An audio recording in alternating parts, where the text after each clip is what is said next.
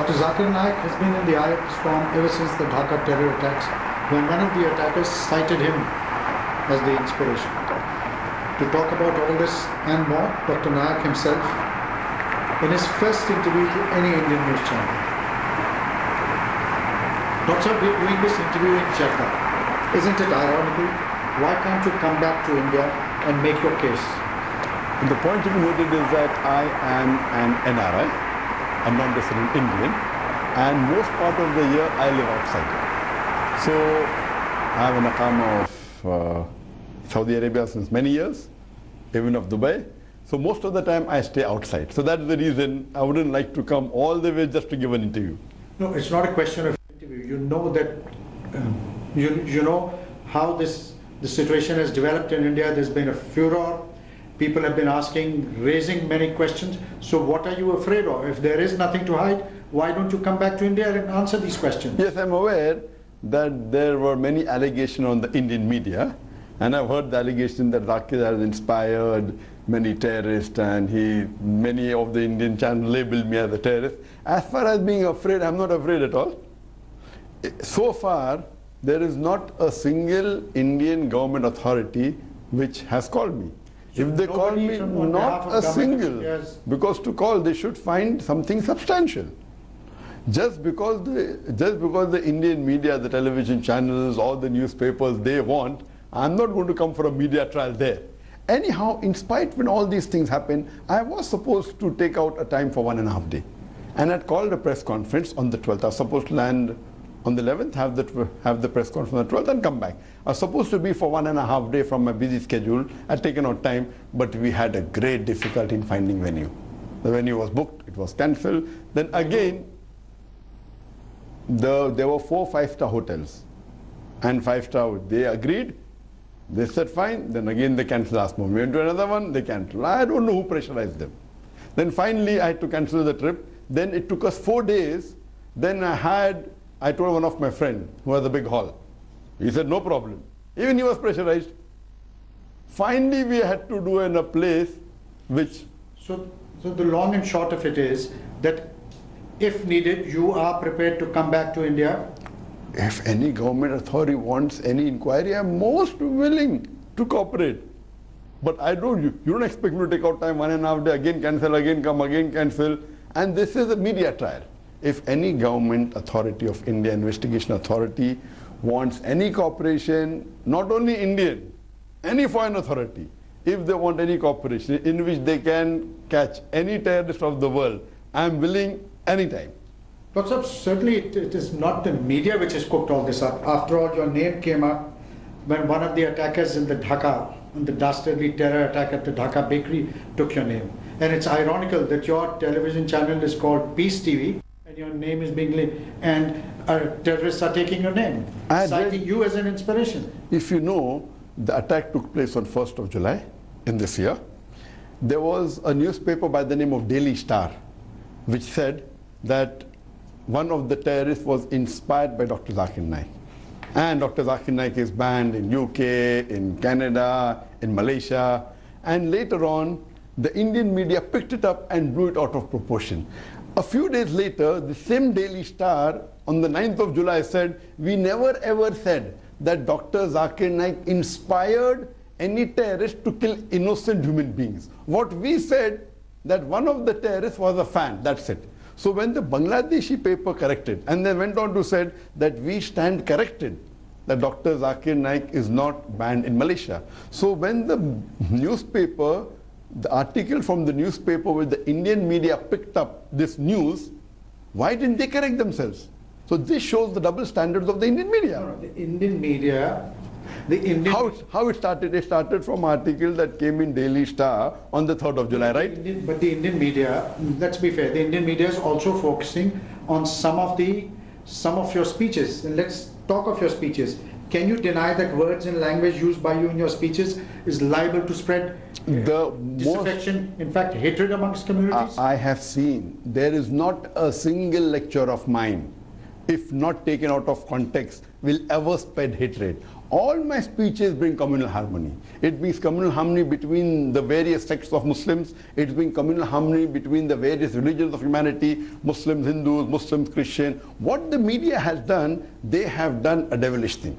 They have picked up my sentences out of context. They have quoted half my sentences. And some of the clips shown are doctored. Imagine if I have to take your interview and if I ask you that how is Hitler? And if Hitler is not good, I chop off your knot and say Hitler is good. It is doctored. That's what the Indian media has done. What they do, they take half my sentence.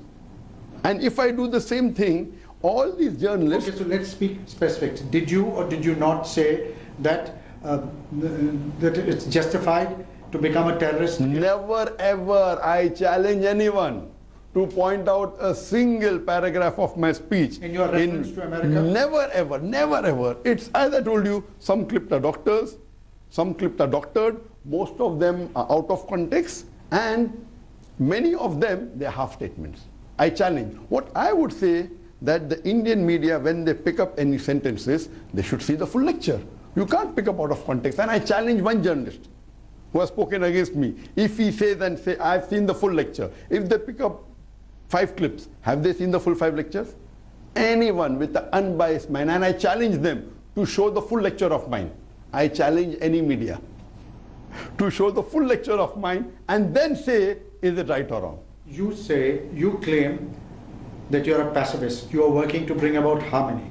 But when you run down other religions, when you say that eating prasad is un-Islamic, when you start, running down, picking holes in the theology of other religions, how is that promoting harmony? Regarding the allegation that I run down other religion, I challenge anyone to point out any statement in context of mine where I run down other religion. In fact, Quran is very clear.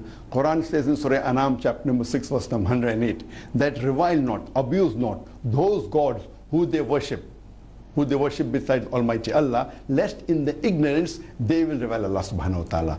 I have never run down any religion because that is against the Quran. Yes, if you ask me a question, can a Muslim eat prasad? I said, no, Muslim can't eat prasad. And I give the reference. Yes, I'll give the reason. And I give the reference. It's mentioned in the Quran in no less than 4 different places. In Surah Baqarah chapter 2 verse number 173. In Surah Ma'idah chapter number 5 verse number 3. In Surah Anam chapter 6 verse number 145. And in Surah Nahl chapter 16 verse number 115. It says, Hurrimat alaykumul maytutu waddamu walamul khinzir. Wama uhilla li ghayril bi. Forbidden for you for food are dead meat, blood, and flesh of swine, and any food on which any name besides the name of Almighty Allah is taken. So in Islam, a Muslim is not supposed to have food of anyone, any name. Even if the name of Prophet Muhammad, peace be upon him, is taken on the food, you can't have it. If any name besides Allah's name is taken, it's prohibited. No, this is my religion and the Constitution of India. Do you realize that this is liable to be misunderstood, that leads to... But I cannot change my disaffection according to the Article 25 of India. I am following the Indian Constitution. Indian Constitution says in Article 25, every citizen of India has the right to follow, practice and preach his religion. I am following my religion. Same way if a Hindu thinks, I don't want to have beef, that's his belief.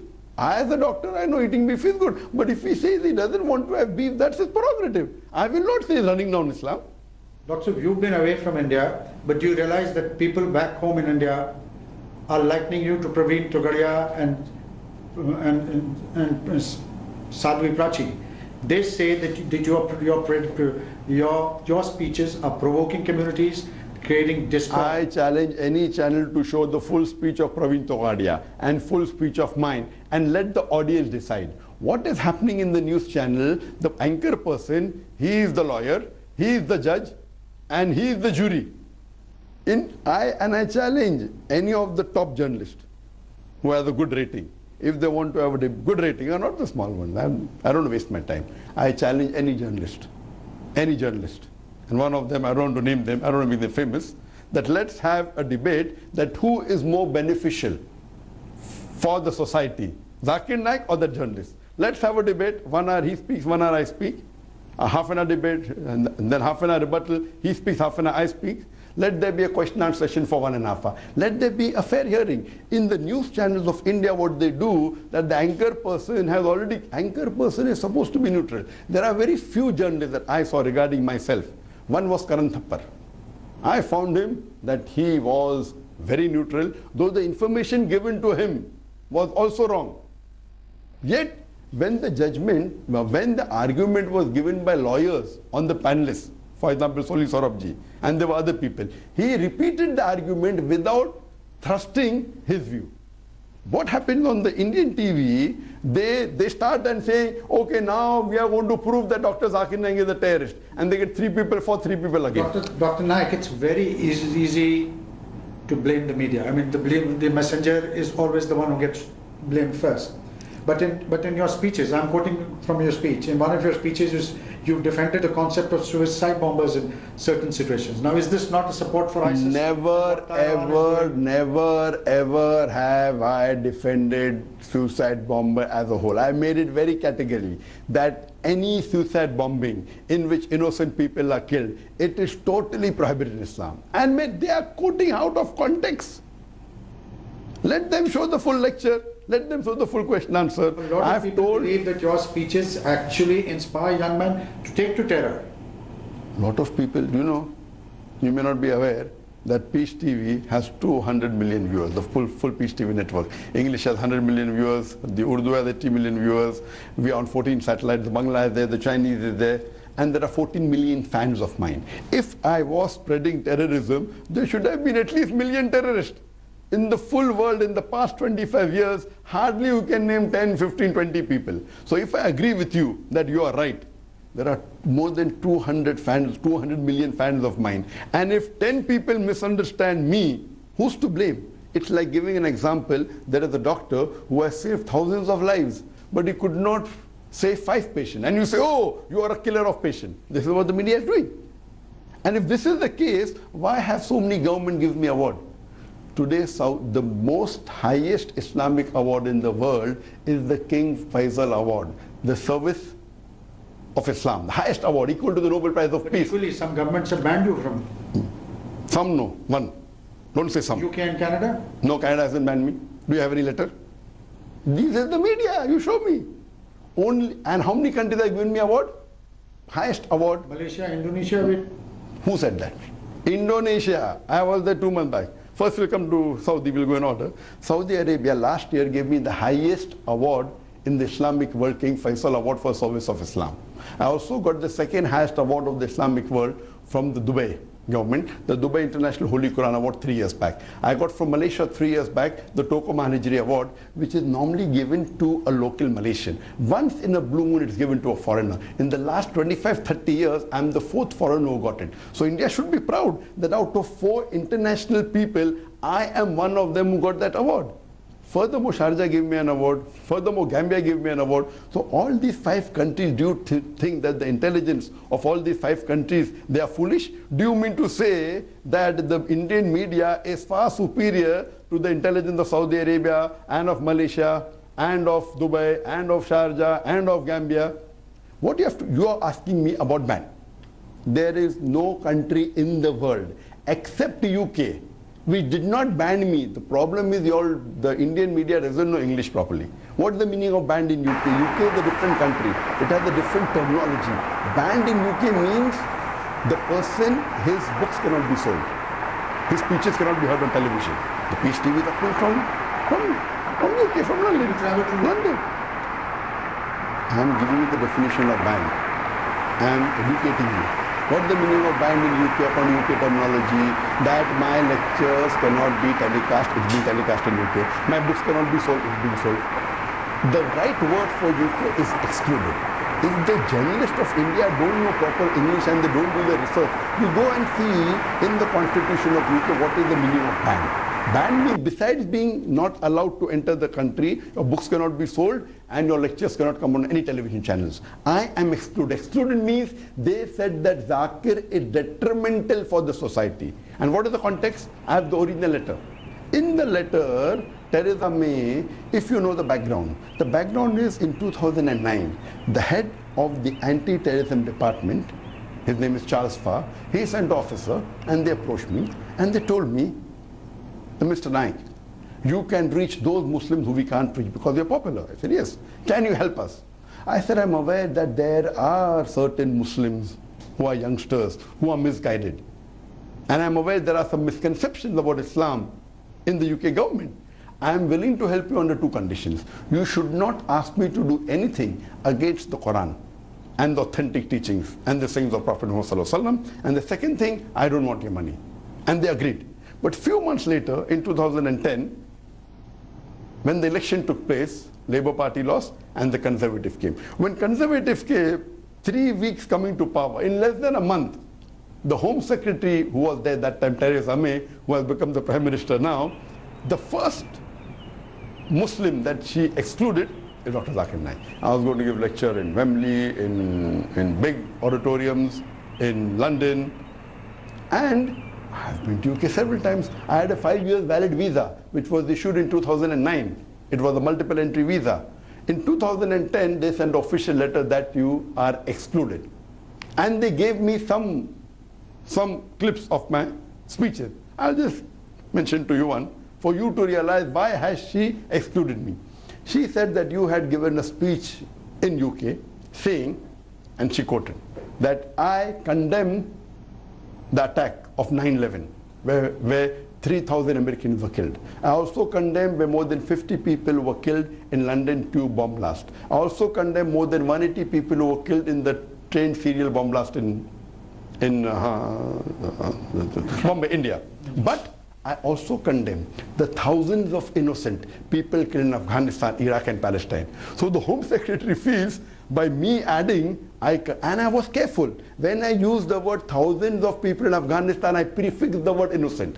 When I said Americans, London, Bombayites, I didn't prefix the word innocent. I went out of the way so that no one lays an allegation that Zakir is supporting certain terrorists. When I put this clause, I'm asking you a question. You reply to me. Is this statement right or wrong? I condemn the thousands of innocent people killed in Afghanistan, Iraq, as well as Palestine. I'm asking the question. What is wrong in that statement? Look, it's for authorities to decide. Forget authority. I'm asking you as an honest journalist. No, prima facie, there's nothing. Correct, nothing. So what authority to decide? There's nothing. She quotes inverted commas. Now, if they feel such speeches, that means killing Americans is a crime. Killing innocent Afghani is not a crime.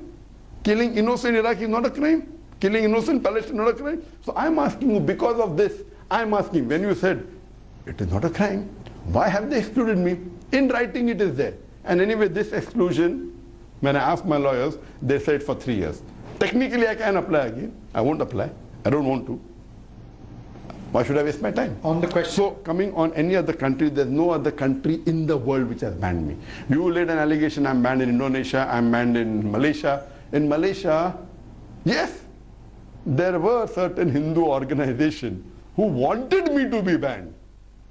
The government gave me after they protested that Zakir should be banned, they gave me an award, the highest award of the country. I've been called by the king. I was just there in April.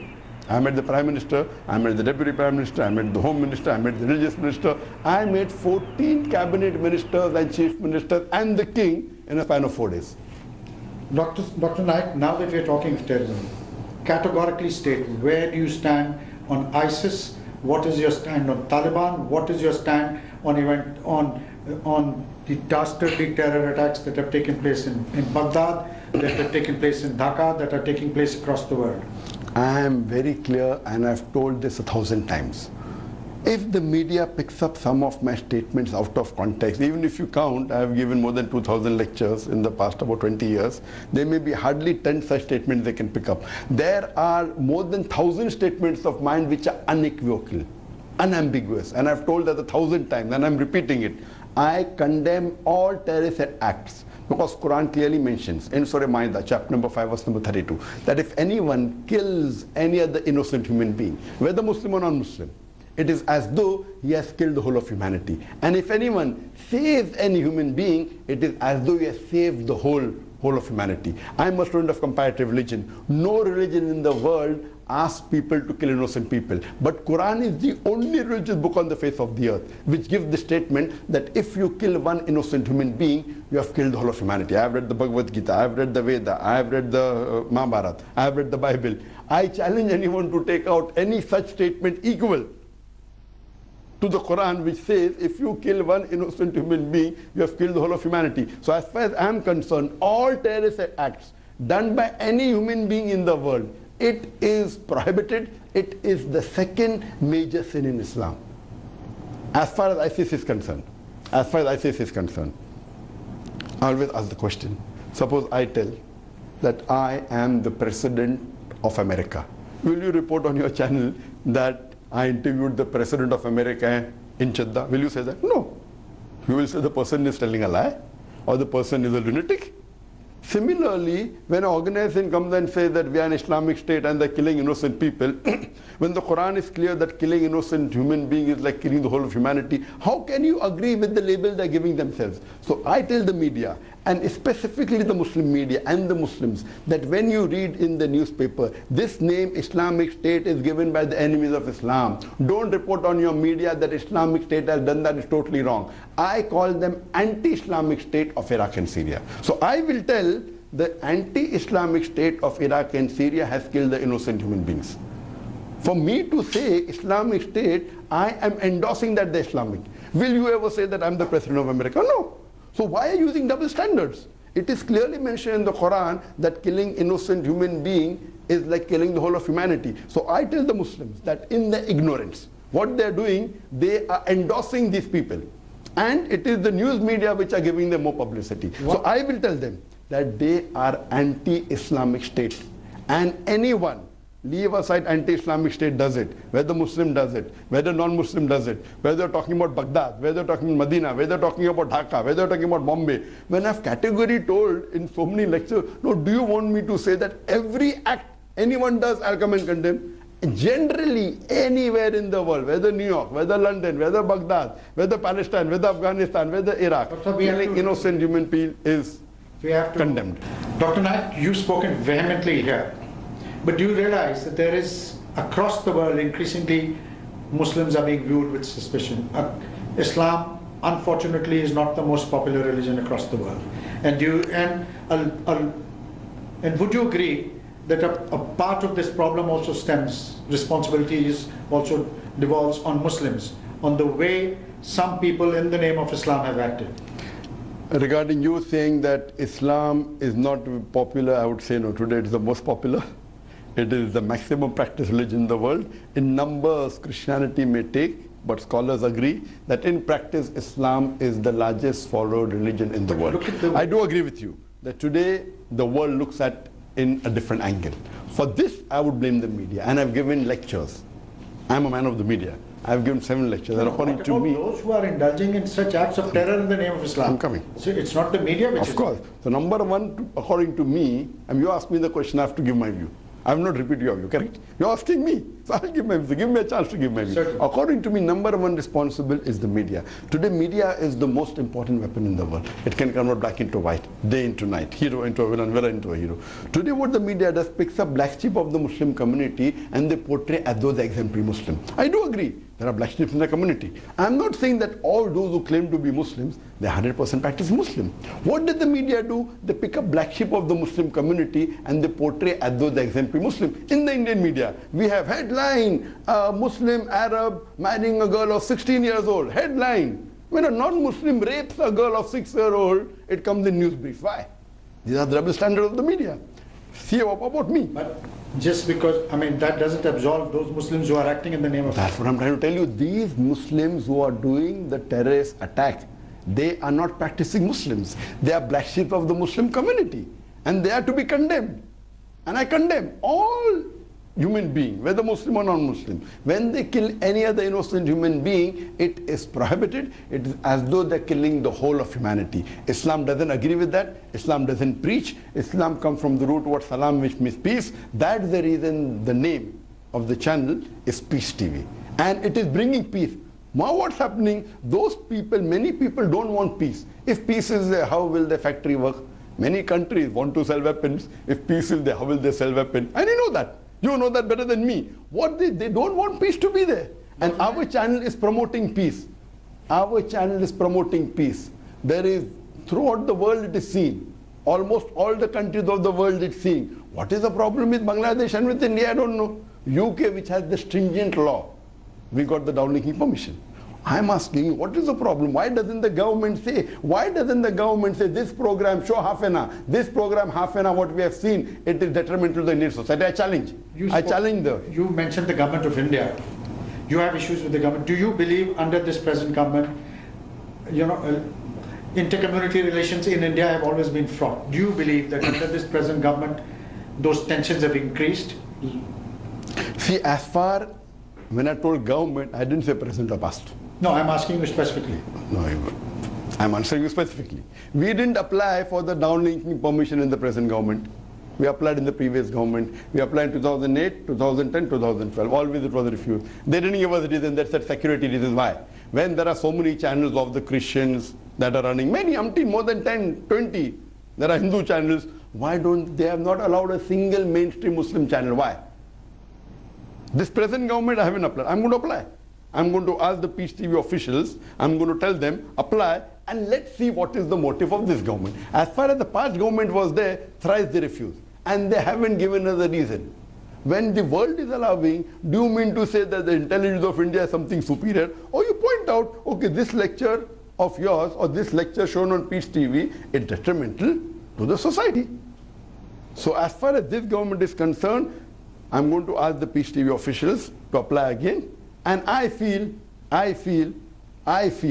that now since they're doing inquiry, I feel that when I want them to do inquiry on my speeches, I know that they have said, as far as the present government is concerned, regarding myself, I'm not a politician. As far as I'm concerned, the present government hasn't bothered me at all, till now. Even till today, till the time I'm talking to you. Tomorrow I don't know what will happen. Till today, I have got my reservation with the Indian media. Even though the Indian media in the past 2 weeks have called me as terrorist #1, I have not received a single call from any Indian official government for investigation. That shows that they are really careful. They are doing research. So it's the media to blame, but tell me. 100%. Okay. Till today. Tomorrow I don't know. You are entitled to an opinion. I may beg to differ. Do you believe, and there are many politicians, and I'm specifically coming back to this question because there are many politicians who are of this view, but do you subscribe? Of the view of what? Of the view of what? No, of the view of what? Just coming to that. Do you subscribe to the view that tensions under the present government, under the present Prime Minister, have increased? See, tensions, asking about myself, asking about the others. I'm asking intercommunity tensions. Intercommunity tensions, yes, they have increased. In some cases have decreased. I am a specialist of Islam and comparative religion. You spend a lot of time in the Middle East. The Prime Minister has been on an outreach program. Yes. What kind of an impact has it had? See, as far as the present Prime Minister Narendra Modi is concerned, I have to be very honest with you, that in my limited knowledge that I have, he is the first Prime Minister of India in a span of 2 years had been to so many Muslim countries.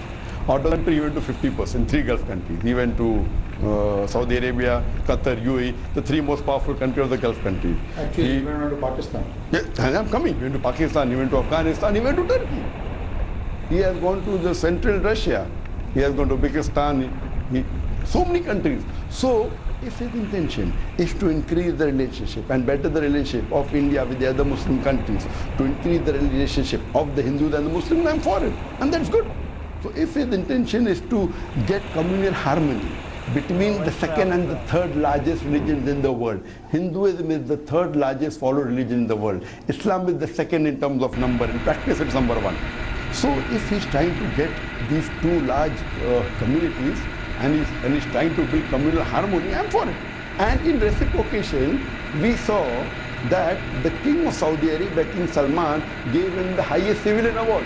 So if the intention of King Salman is that by giving an award, India and Saudi Arabia come closer, that Muslims and Hindus come closer, I'm for King Salman.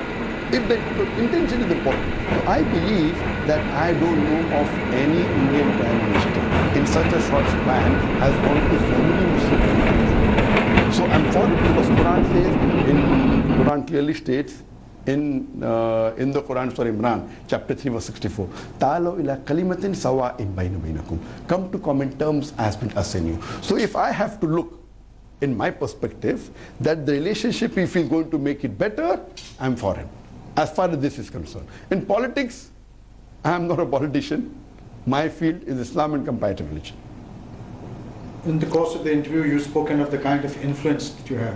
There are issues. India has the second largest population of Muslims in the world. There are issues that beset the community. There are issues that, don't you believe there is time for reform?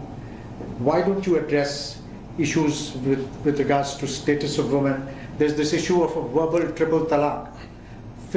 Millions of Muslim women have signed a petition in India, are crying out for reform. You're saying India is the second largest Muslim country in the world? According to me, it is the largest. Yes, the Indian government records may say second. According to me, it is the largest, more than even Indonesia. I feel there are about 230 to 250 million Muslims in India, 20%, I believe, or maybe more than that. It is the largest.